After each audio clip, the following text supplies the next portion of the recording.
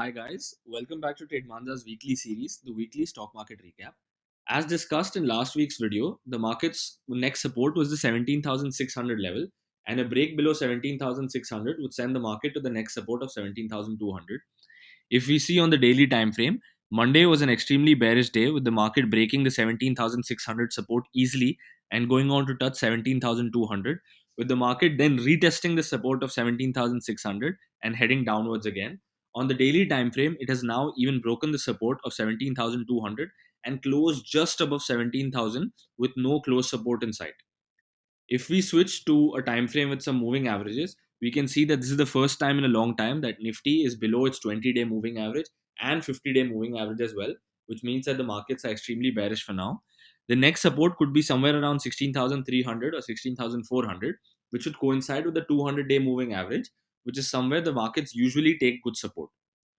If we switch to an hourly time frame, we can see that the markets broke the support of 17,800, retested that support, and then headed on downwards, breaking the support of 17,600 easily.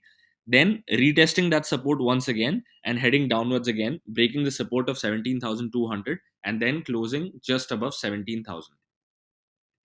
A look at the option chain shows us that 17,250 is going to be acting for the resistance as of now. As we can see, the number of calls sold at the 17,250 level is almost double the number of puts sold, indicating that it is a good resistance.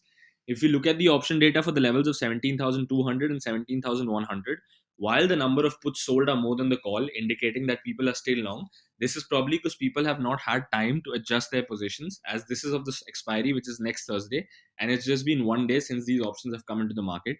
Next week, we could see some more calls being sold at levels of 17,200 and 17,100, with these levels acting as resistance while the market finds support at somewhere close to 16,800 or 16,700. In other news, the deal, which was the talk of the market, the Reliance Aramco deal, which was postponed for now, has now been called off indefinitely. Reliance and Saudi Aramco have called off the deal for the state oil giant to buy a stake in the oil to chemicals business due to a difference in their valuation concern. The talks broke down over how much Reliance oil to chemicals business should be valued, as the world is continuously seeking to move away from fossil fuels and reduce emissions. Instead, Reliance said that they will now focus on signing multiple deals with companies to produce specialty chemicals for higher margins and also focus more on the renewable energy sector. The collapse of the deal reflects the changing global energy landscape as oil and gas companies shift away from fossil fuels to other chemicals and renewables. Valuations of refining and petrochemical assets have gone down, especially after the recent COP26 talks in Glasgow. Moving on to the next important news for the week. Airtel has implemented price hikes of 20 to 25% in almost all its plans. This was taken as a positive surprise, and the stock has added 3.26% for the week, even after the markets had such a bad week. The firm announced hikes across prepaid plans by 20 to 25%, which are effective from today, the 27th of November. The company officials said that they have always maintained that the ARPU, which is the average revenue per user, needs to be around 200 and ultimately at 300 so as to provide a reasonable return on capital. Currently, Airtel's ARPU is somewhere around 160 to 170, indicating that there are lots of price hikes to come. This has been taken as a positive for the stock, and lots of analyst companies have given the stock a buy rating with target prices of 850 and 900, which indicate at least a 20 to 25% upside from the current price of 720. In other news, ITC has started clinical trials for a nasal spray to prevent the infection of COVID 19. An ITC spokesperson confirmed this development, but they have not shared more details as currently the clinical trials are underway. However, the product is probably being developed by the Life Sciences and Technology Center in Bangalore, and it has the potential to be effective in preventing infection of COVID 19 as well as stopping its transmission. It is also found to be effective against other viruses like the common cold. The trials could take about 3 months, and the company has received all the approvals it needs from the ethics committee.